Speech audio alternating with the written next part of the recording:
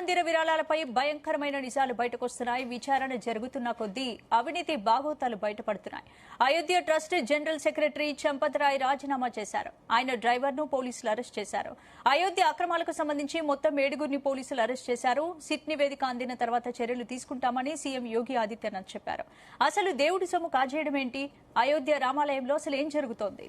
యోగి సర్కార్ నెక్స్ట్ ఏం చేయబోతోంది? ఇదే అంశంపై ఇవాళ డిఎన్ఏలో డిస్కస్ చేద్దాం. ఈ రోజు నాతో పాటు కొలీగ్ సందీప్ జాయిన్ అయ్యారు. అలాగే కాంగ్రెస్ నుంచి చరణ్ కౌశిక్ గారు ఉన్నారు. చరణ్ కౌశిక్ గారు, ఏంటి ఎలా చెప్తారు? అయోధ్య రామాలయ విరాళాలపై వస్తున్న ఆరోపణల గురించి ఏం చెప్తారు? ఇక్కడ చాలా స్పష్టంగా ఈ అంశము కాంగ్రెస్ ప్రభుత్వం నిన్ననే అధికారంలో జరిగితే భారతీయ జనతా పార్టీ ఒంటి కాలు మీద కాంగ్రెస్ పార్టీ మీద తీవ్ర విమర్శలు చేసేవారు. అయినా ఇప్పటివరకు సంబంధించి 7.5 కోట్ల రూపాయలకు సంబంధించినటువంటి ఉండికి సంబంధించినటువంటి కానుకల చోరీ జరిగిందని చెప్పి ఆరోపణలు వచ్చినాయి. దాని మీద 3 సీనియర్ అధికారులతో సిట్టును ఏర్పాటు చేశారు. ఇప్పటివరకు కొంతమందిని అరెస్ట్ చేసిన పరిస్థితి కూడా మనం చూస్తా ఉన్నాం. ఇప్పటివరకు నరేంద్ర మోడీ గారు అయితే మౌనం వహిస్తా ఉన్నాడు, అమిత్ షా గారు మౌనం వహిస్తా ఉన్నారు, భారతీయ జనతా పార్టీ కూడా మౌనం వహిస్తా ఉంది. ఆర్ఎస్ఎస్ కూడా స్పందించిన సందర్భం అయితే చూడలేదు. రాజకీయంగా ఏ రాష్ట్రంలోనే తెలంగాణ రాష్ట్రానికి సంబంధించి 2-3 టెంపుల్లో ఎవరో దొంగలు పడ్డారని చెప్పేసి ఆరోపణలు వస్తే పెద్ద ఎత్తున భారతీయ జనతా పార్టీ సంబంధించిన నాయకులు కాంగ్రెస్ ప్రభుత్వం తీవ్ర విమర్శలు చేశారు. అదే కాకుండా ఇప్పుడు ఇంత పెద్ద వివాదం దేశానికి సంబంధించి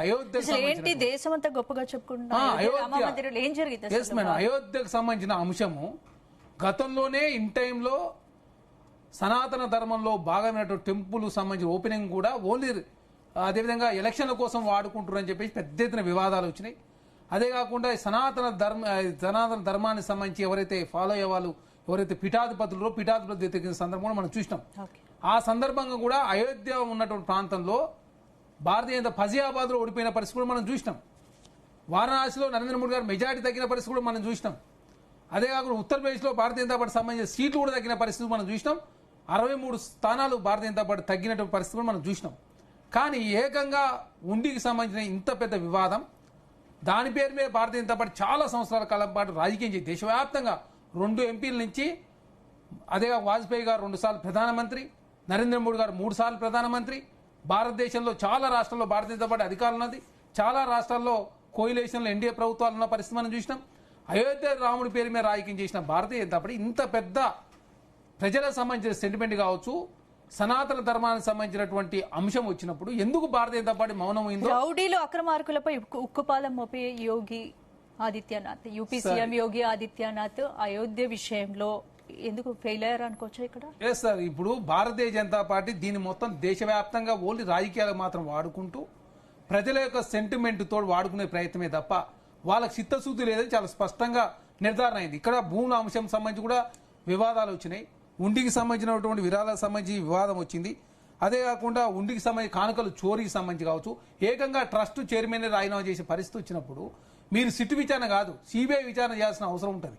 ఎందుకంటే ఇది భారతదేశానికి సంబంధించినటువంటి 28 రాష్ట్రాలు, 8 కేంద్ర రాష్ట్ర ప్రాంతాలకు సంబంధించినటువంటి ప్రజల సెంటిమెంట్ అంశం విషయంలో భారతీయ జనతా పార్టీ కావచ్చు, నరేంద్ర మోడీ గారు, అమిత్ షా అదేవిధంగా మౌనం వహిస్తూ ఇదేదో చిన్న రాష్ట్రానికి సంబంధించిన సమస్య, లేకపోతే ఉత్తరప్రదేశ్ సంబంధించిన సమస్య, అక్కడున్నటువంటి యోగి ఆదిత్యనాథ్ గారు స్పందిస్తే సరిపోదు కదా. ఈ సెంటిమెంట్ మీద మీరు దేశవ్యాప్తంగా రాజకీయం చేసి ఈ సెంటిమెంట్ మీద 3 సార్లు మీరు దేశంలో అధికారంలోకి వచ్చి ఇంత పెద్ద అంశం జరుగుతున్నప్పుడు ఆర్ఎస్ఎస్ కూడా మౌనం ఉండడం కరెక్ట్ కాదు. కాబట్టి కాంగ్రెస్ పార్టీగా ఈ అంశాన్ని తేల్చాల్సిన అవసరం ఉంది, సిబిఐ విచారణ చేయాలని చెప్పి కాంగ్రెస్ పార్టీ కోరుతా ఉంది. అంటే ఇప్పుడు దర్యాప్తు జరుగుతుంది, దర్యాప్తు పూర్తి కాకముందే కాంగ్రెస్ పార్టీ అవినీతి జరిగిందని ఎలా చెప్తుందని చెప్పి చాలా ఆరోపణలు మీ పార్టీ మీద ఉన్నాయి, ఏం చెప్తారు సార్? ఇప్పుడు సీనియర్ అధికారులతో కమిటీ చేశారు, ఇప్పటికే చాలా మంది అరెస్ట్ చేశారు. అదే కాకుండా మీరు మొదటి నుంచి చూస్తా ఉన్నారు, దానికి సంబంధించి అయోధ్యకు సంబంధించిన అంశం విషయంలో భారతీయ జనతా పార్టీ దాన్ని రాజకీయంగా వాడుకుంటు తప్ప ప్రజల సెంటిమెంట్ గౌరవించలేదు. సనాతన ధర్మంలో భాగమైనటువంటి వాడుకుంటుంది మీ పార్టీ. ఇప్పుడు అఖిలేష్ యాదవ్ మీ పార్టీతో పుత్ర భాగంగా ఉన్నారు, అక్కడ మీ పార్టీ రాజకీయంగా వాడుకుంటుంది అని బీజేపీ విమర్శిస్తుంది. సార్, ఇండియా కూటమైనా కాంగ్రెస్ పార్టీ ఎప్పుడైనా ప్రజల సెంటిమెంట్ తో కాంగ్రెస్ పార్టీ ముందుకు పోదు. సనాతన ధర్మాన్ని ఎప్పుడు రాజకీయాల కోసం మేము వాడుకోలేదు. ఎప్పుడు ఎలక్షన్లో పోయినా కాంగ్రెస్ పార్టీ మేము డెవలప్మెంట్ మీద ఎలక్షన్ పోయింది తప్ప రాముడి పేరు మీద ఎలక్షన్ పోయింది భారతీయ జనతా పార్టీ. ఇంత పెద్ద రాముడు సంబంధించిన అంశం వచ్చినప్పుడు భారతీయ జనతా పార్టీ మౌనం వహిస్తుందంటే అర్థమవుతాం దేశ ప్రజలకి. భారతీయ జనతా పార్టీ ఎంతసేపు ఎలక్షన్ల కోసం మాత్రం రామ మందిరాన్ని వాడుకుంటారు, ఎలక్షన్ల కోసం కావచ్చు, సీట్ల కోసం మాత్రమే రాముడు వాడుకునే ప్రయత్నం భారతీయ జనతా పార్టీ చేస్తుంది. అదే కాక రాముడి మొదటి నుంచి కూడా విరాళాల అంశమే కాకుండా టెంపుల్ ఓపెనింగ్స్ మొదలు పెడితే చివరి వరకు కూడా దాని రాజకీయం కోసం వాడుకున్నారు. లాస్ట్కు ఆ జడ్జిమెంట్ ఇచ్చినటువంటి జడ్జీలను కూడా లాస్ట్కు రాజ్యసభ తీసుకునే పరిస్థితి మనం చూసినాం. కాబట్టి కాంగ్రెస్ పార్టీ కావచ్చు, ఇండియా కూటమి కావచ్చు, రాముని పేరు మీద కావచ్చు, దేవుని పేరు మీద ఎప్పుడు కూడా మేము కాంగ్రెస్ పార్టీ ఓట్లు అడగలేదు. సనాతన ధర్మాన్ని, హిందూ ధర్మాన్ని రక్షించే ప్రయత్నంలో భాగంగా కాంగ్రెస్ పార్టీ ముందుకు పోయింది. కాబట్టి సుప్రీంకోర్టులో వచ్చిన జడ్జిమెంట్ కూడా ఆనాడు కాంగ్రెస్ ప్రభుత్వాలు తీసుకొచ్చిన అమెండ్మెంట్, పివి నరసింహరావు గారు కావచ్చు, రాజీవ్ గాంధీ గారు తీసుకొచ్చిన అమెండ్మెంట్ ద్వారా మాత్రమే సుప్రీంకోర్టులో మొన్న కేసు గెలిచింది. భారతీయ జనతా పార్టీ చేసిన చట్టాల మూలంగా రామ మందిరం, అయోధ్య సంబంధించిన జడ్జిమెంట్ రాలేదు. కాంగ్రెస్ ప్రభుత్వాలు తీసుకొచ్చిన జడ్జిమెంట్, ఆ అమెండ్మెంట్ మూలంగా మాత్రమే అయోధ్యకు సంబంధించిన అంశము హిందువులకు అనుకూలంగా వచ్చింది. దాన్ని కూడా భారతీయ జనతా పార్టీ రాజకీయం చేసే ప్రయత్నం చేశారు. దేశవ్యాప్తంగా రాముడి పేరు మీద ఓట్లు అడిగి ఏకంగా 63 స్థానాలు భారతీయ జనతా పార్టీ కోల్పోయి ఏకంగా జేడీయూ నితీష్ కుమార్ కావచ్చు, చంద్రబాబు నాయుడు గారు మద్దతు ఇవ్వడంతో మాత్రమే మూడోసారి ప్రధానమంత్రి చంద్రబాబు నాయుడు గారు అయ్యారు. అయిన తర్వాత ఊకున్నారా అంటే ఇప్పుడు మొత్తం చూస్తాం. టీఎంసీ జీల్సీ, శివసేన జీల్సీ, ఏకంగా ఆమ్ ఆద్మీ రాజ్యసభలో మెర్జ్ చేసుకుని ఏకంగా ప్రజాస్వామ్యం లేకుండా చేసే ప్రయత్నం, జమిలీ ఎలక్షన్లు పోయే ప్రయత్నం, డీలిమిటేషన్ అంశాన్ని తీసుకొచ్చే ప్రయత్నం, అదే కాకుండా రాజ్యాంగం రద్దు చేసే ప్రయత్నంలో భాగంగా భారతీయ జనతా పార్టీ ముందుకు పోతున్నమాట వాస్తవం. కాబట్టి ప్రజలకు సంబంధించిన సెంటిమెంట్ అంశం విషయంలో కేంద్రం సిబిఐ విచారణ చేయాలని చెప్పి కాంగ్రెస్ పార్టీ కోరుతాం. రామాలయం కోసం దేశవ్యాప్తంగా ఊరూరా విరాళాలు సేకరించారు, అవి కూడా పక్కదారి పట్టాయనే ఆరోపణలు వస్తున్నాయి. ఏంటి అసలు అంటే ట్రస్ట్ విషయంలో ప్రభుత్వం ఎందుకు ఫెయిల్ అయింది? అదే చెప్తా ఉంది మేడం. తెలంగాణ రాష్ట్రంలో కాంగ్రెస్ పార్టీ రేవంత్ రెడ్డి గారు ముఖ్యమంత్రి అయిన తర్వాత రాష్ట్ర ప్రభుత్వ ఖజానా నుంచి దేవాలయాల సంబంధించి నిధులు ఇస్తా ఉంటే రామచంద్రరావు గారు ఇక్కడ ఏమంటారంటే రాష్ట్ర ప్రభుత్వ ఖజానా నుంచి ఎట్టిస్తానండి దేవాలయాలకు అని చెప్పేసి రామచంద్రరావు గారు అంటారు. అంటే హిందూ ఓటు మాత్రం మీకు కావాలి, హిందువుల టెంపుల్కి సంబంధించి రాష్ట్ర ప్రభుత్వం రేవంత్ రెడ్డి గారు ప్రభుత్వం ఇస్తే మీకు వచ్చిన నష్టం ఏదో చెప్పండి అంటే రామచంద్రరావు గారు ఎప్పుడో మౌనం వేశారు. అదే కాకుండా కేంద్ర ప్రభుత్వం జిఎస్టీలు గుళ్ళ మీద, కొబ్బరి కాయల మీద కావచ్చు, తలనంబాల మీద కావచ్చు, తర్వాత టికెట్ల మీద కావచ్చు, లడ్ల మీద కూడా కేంద్ర ప్రభుత్వం జీఎస్టీ విధిస్తా ఉంది. తెలంగాణ రాష్ట్రంలో ఉన్న యాదాద్రి కావచ్చు, రాజన్న కావచ్చు, అంజన టెంపుల్కు జీఎస్టీ కౌన్సిల్, అదే దేవాదాయ శాఖకు సంబంధించిన భూములు మేము టేక్ ఓవర్ చేస్తాం, అదే కాకుండా జీఎస్టీ చెల్లిస్తారా లేదని చెప్పి ఒత్తిడి చేస్తున్న ఏందా భారతీయ జనతా పార్టీ మాట్లాడిన పరిస్థితి కూడా మనం చూసినాం. దేశవ్యాప్తంగా ఆనాడు కూడా కాంగ్రెస్ పార్టీ చెప్పింది. దానికి సంబంధించి ఒక విధి విధానాలతో ముందుకు పోవాల్సిన అవసరం ఉంది. కాబట్టి పకడ్బందీ వ్యవస్థ ఉండాలని చెప్తే పకడ్బందీ వ్యవస్థ లేకుండా ఓన్లీ వాళ్ళ అనుకూలమైనటువంటి వ్యక్తులను మాత్రమే రామ మందిరం ట్రస్ట్ లో పెట్టుకోవడంతో మాత్రమే ఈ రోజు ఇంత పెద్ద నిర్వహణలో ప్రభుత్వ పర్యవేక్షణ ఉండాలా లేదంటే కంప్లీట్ గా పూర్తిగా స్వతంత్రంగా ఉండాలి? సార్ మేడం, ఇక్కడ ప్రభుత్వ పర్యవేక్షణ ఉంటేనే, ఎప్పుడు మీరు తెలంగాణ రాష్ట్రంలో ఇన్ని టెంపుల్ ఉన్నాయి, ప్రభుత్వ పర్యవేక్షణ ఉంటుంది, దానికి సంబంధించిన నిష్ణాతులైన వాళ్ళని అందులో పెడితే తప్ప ఇట్లాంటి మిస్యూజ్ అయ్యే అవకాశం ఉంది. కాబట్టి దాన్ని రాజకీయం కోసం దయచేసి వాడుకోకండి. ఇది దేశవ్యాప్తంగా ఉన్నటువంటి సెంటిమెంట్ కాకుండా ప్రపంచవ్యాప్తంగా ఉన్నటువంటి హిందువులకు సంబంధించిన సెంటిమెంట్. అయోధ్యని రాజకీయం కోసం దేశవ్యాప్తంగా మీరు వాడుకుంటా ఉన్నారు. మన ఉత్తరప్రదేశ్లో మీరు దేశవ్యాప్తంగా సెంటిమెంట్ వాడుకుంటా ఉంటే ఉత్తరప్రదేశ్లో కావచ్చు, ఫజాబాద్, అదేవిధంగా అయోధ్య రాములు ఉన్నటువంటి ఏరియాలో కూడా భారతీయ ఓడిపోయే పరిస్థితి అక్కడ ప్రజలు గమనించారు. కాబట్టి దయచేసి దీన్ని రాజకీయం కోసం వాడుకోవద్దని చెప్తే ప్రతిసారి రాజకీయం చేసి నిర్మాణానికి కేంద్ర ప్రభుత్వం శంకుస్థాపన చేసింది, నిర్మించింది, కానీ ట్రస్టీలు తప్పు చేశారు, వాళ్ళని ఎంతటి ఎవరైనా ఉపేక్షించాలని చెప్పేసి ఇప్పుడు అక్కడ ఉన్నట్టు గవర్నమెంట్ చెప్తుంది. దీనికి కేంద్ర ప్రభుత్వానికి ఆపాదించవద్దు అనేది బీజేపీ ప్రశ్న. సార్, కేంద్ర ప్రభుత్వానికి ఆపాదించని చెప్తున్న మీరు మరి ఎందుకు రాజకీయం కోసం వాడుకుంటారు సార్? ప్రతిసారి అయోధ్య అంశాన్ని ఎందుకు తీసుకొస్తా ఉన్నారు? కాంగ్రెస్ పార్టీ ఆనాడు అయోధ్యకి ఏం చేసిందో చెప్పిరా మీరు? రాజీవ్ గాంధీ గారు గేట్లు ఎట్లా ఓపెన్ చేయించాడు, పివి నరసింహరావు గారు ఏ విధంగా ఆర్డినెన్స్ తీసుకొచ్చాడు, ఆ ఆర్డినెన్స్ మూలంగా సుప్రీంకోర్టు ఏ విధంగా జడ్జిమెంట్ ఇచ్చారు మీరు ఏనాడని చెప్పిరా? ఎంతసేపు అయోధ్య మా వల్లనే గెలిచింది, అయోధ్య మేము లేకపోతే అసలు సాధ్యమే కాదు, అయోధ్యకు సంబంధించి సుప్రీంకోర్టు జడ్జిమెంట్ ఇచ్చిన వాళ్ళు మీరు రాజ్యసభ తీసుకపోతే దేశంలో ప్రజలంతా కూడా గందరగోళ వాతావరణం క్రియేట్ అయ్యే అవకాశం ఉంది. కాబట్టి మీరు ఎలక్షన్ల సందర్భంగా ఎప్పుడన్నా డెవలప్మెంట్ మీదనో లేకపోతే మేము వచ్చిన తర్వాత డెవలప్మెంట్ ఇంత జరిగింది, మేము వచ్చిన తర్వాత ఇది జరిగిందని చెప్పి ఎన్నడన్నా ఎలక్షన్ పోయారు. ఎంతసేపు రాముడి పేరు మీద ఎలక్షన్ పోతే ఫజాబాద్ ఓడిపోయిందని కాంగ్రెస్ పార్టీ చాలా సందర్భాలు ఆరోపించినా కూడా దానికి సమాధానం చెప్పని పరిస్థితి కూడా మనం చూసినాం.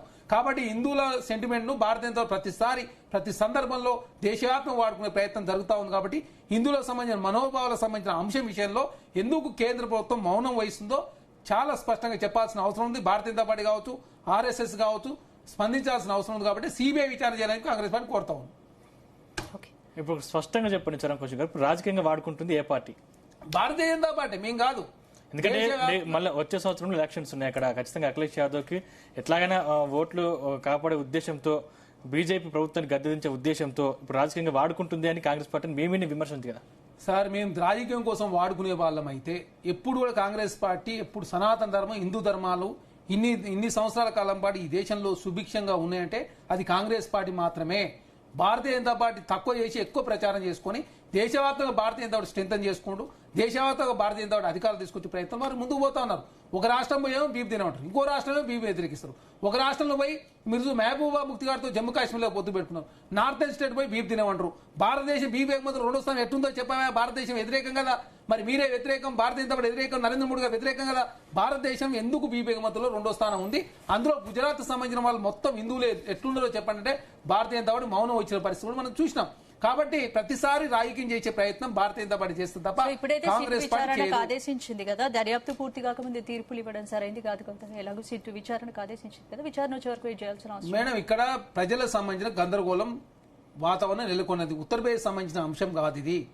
ఇది భారతదేశానికి సంబంధించిన అంశము. 28 రాష్ట్రాలు 8 కేంద్ర ప్రాంతాలకు సంబంధించిన అంశము. ప్రపంచ వ్యాప్తంగా హిందువులంతా కూడా వాళ్ళ సంబంధించిన సెంటిమెంట్ సంబంధించిన అంశము.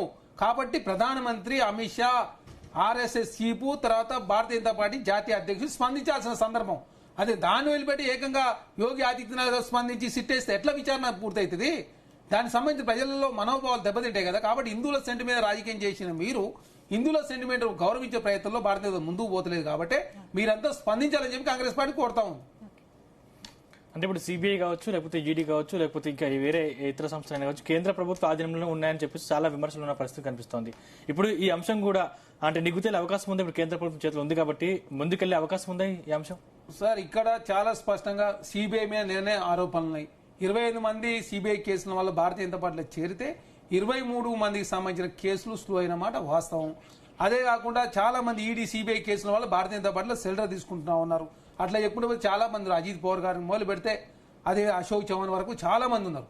అదే కాకుండా లేదు సుప్రీంకోర్టు పర్యవేక్షణలో ప్రత్యేక కమిటీ కాన్స్టిట్యూట్ చేస్తే దేశ ప్రజలలో గందరగోళ వాతావరణం క్రియేట్ అయ్యే అవకాశం ఉంది. కాబట్టి సుప్రీంకోర్టు అయినా ఈ కేసు సుమోటోగా స్వీకరించాల్సిన అవసరం ఉంది. ఇప్పటికైనా సుప్రీంకోర్టు సుమోటోగా స్వీకరించి దీని విషయంలో ప్రత్యేకమైనటువంటి దర్యాప్తు సంస్థలు ఏర్పాటు చేసినందుకు కొంత ప్రజల్లో గందరగోళ వాతావరణం క్రియేట్ కాకుండా కొంత నమ్మకం కూడా క్రియేట్ అయ్యే అవకాశం. కాబట్టి కేంద్రంలో భారతీయ జనతా పార్టీ ఉంది, ఆ ఉత్తరప్రదేశ్ రాష్ట్రంలో కూడా భారతీయ జనతా పార్టీ ఉంది. యోగి ఆదిత్యనాథ్ సనాతన ధర్మానికి నిండు రూపం నేనని చెప్తున్నా. అదేవిధంగా యోగి ఆదిత్యనాథ్ గారు కావచ్చు, ఇక నరేంద్ర మోడీ గారు ఎంతసేపు నేను సనాతన ధర్మం రక్షించే వ్యక్తిని, నేను దానికోసం పుట్టినని చెప్తున్న ప్రచారం చేసుకున్న నరేంద్ర మోడీ గారు కూడా ఉన్నారు. కాబట్టి ఇంత పెద్ద అంశం విషయంలో ఎందుకు భారతీయ జనతా పార్టీ మౌనం వహిస్తుందో చెప్పాల్సిన అవసరం ఉంది, నిగ్గు తేల్చాల్సిన అవసరం ఉంది. కాబట్టి 150 కోట్ల మంది సంబంధించినటువంటి భారతదేశంలో ఉన్నటువంటి ప్రజల యొక్క తరఫున కేంద్ర ప్రభుత్వం స్పందించాల్సిన అవసరం ఉంది కదా. సిట్ విచారణ సరిపోదు, సిబిఐ విచారణకు వెళ్ళాలంటారు. సిబిఐ విచారణ చేయాలని చెప్పి కోరుతాను. సిబిఐ విచారణ కాని పక్షంలో సుప్రీంకోర్టే సుమోటోగా స్వీకరించి ప్రత్యేక దర్యాప్తు బృందాన్ని ఏర్పాటు చేస్తే ఖచ్చితంగా బాగుంటుందని చెప్పి కాంగ్రెస్ పార్టీ కోరుతా ఉంది. రైట్, థ్యాంక్ యూ శ్రీచరణ్ గారు. ఇక నెక్స్ట్ టాపిక్ లోకి వెళ్లే ముందు DNA లో షార్ట్ బ్రేక్ తీసుకుందాం.